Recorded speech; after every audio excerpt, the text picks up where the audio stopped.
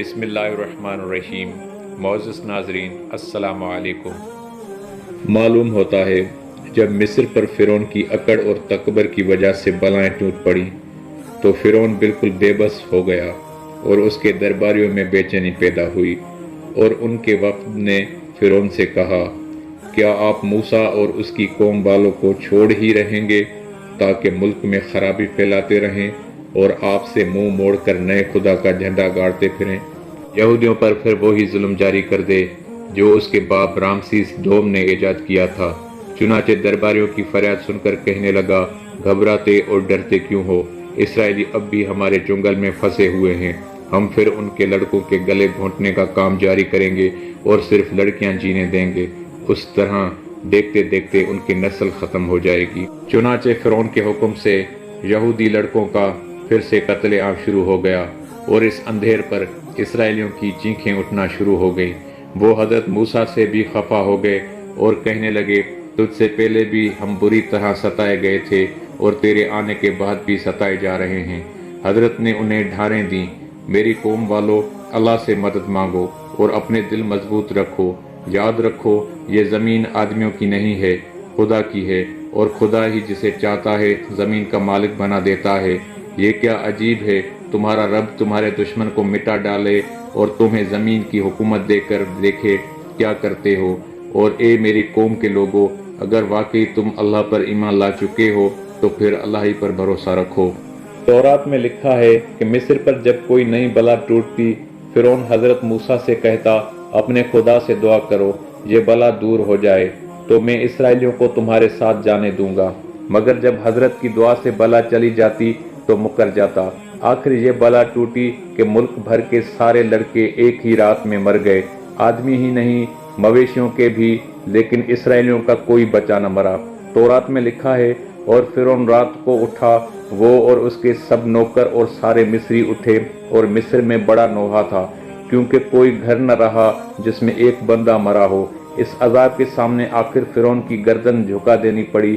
تورات میں لکھا ہے کہ فرعون نے رات ہی کو موسیٰ اور ہارون کو بلایا اور کہا، اٹھو اور میرے لوگوں میں سے نکل جاؤ، تم اور بنی اسرائیل جاؤ، اور جو تم نے کہا ہے خداوند کی عبادت کرو اور میرے لیے بھی برکت چاہو۔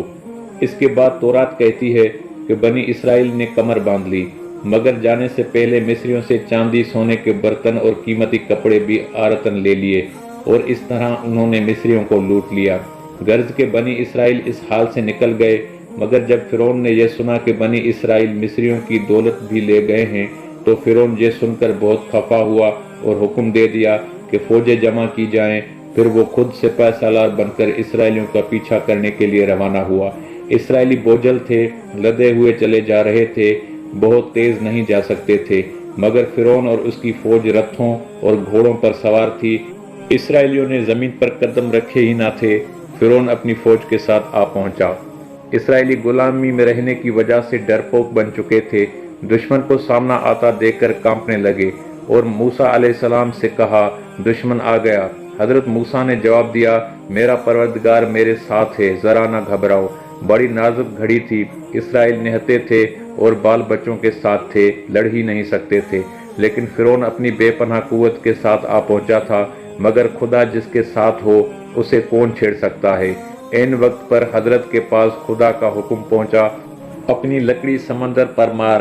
لکڑی پڑتے ہی سمندر کے دو ٹکڑے ہو گئے، بیچ میں سوکھا راستہ بن گیا، اور دونوں طرف پانی اس طرح کھڑا ہو گیا جیسے آمنے سامنے دو اونچے پہاڑ کھڑے ہوں۔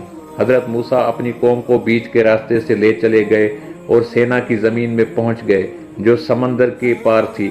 فرعون بھی اس سوکھے سمندر میں اپنی فوج کے ساتھ داخل ہو گیا، سمجھا کہ پالا مار لیا ہے، اب اسرائیلی کہاں بھاگ سکتے ہیں۔ دونوں طرف کا کھڑا ہوا پانی گرنے لگا اور اسرائیلی فوج ڈوبنے لگی۔ جب خود بھی ڈوبنے لگا تو کہا، میں بھی اس اکیلے ایک خدا پر ایمان لاتا ہوں جس پر بنی اسرائیل ایمان لا چکے ہیں اور اب فرمان برداروں میں سے ہوں۔ اس پر خداوندی صدا بلند ہوئی، اب تم ایمان لاتا ہے، حالانکہ پہلے کتنی بار نافرمانیاں کر چکا ہے اور تو فساد پھیلانے والوں میں سے تھا۔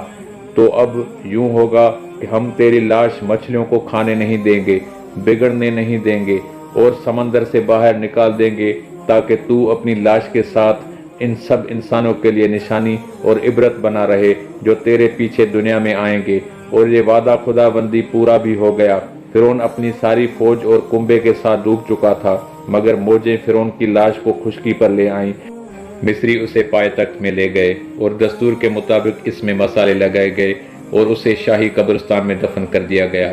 مدتوں دفن رہنے کے بعد اب یہ لاش نکل آئی ہے، کہیں سے ٹوٹی پھوٹی نہیں ہے، اور خدا کے فرمان کے موجب ساری دنیا کو سبق دے رہی ہے کہ پروردگار سے اکڑنے والوں کا حشر یہ ہوتا ہے۔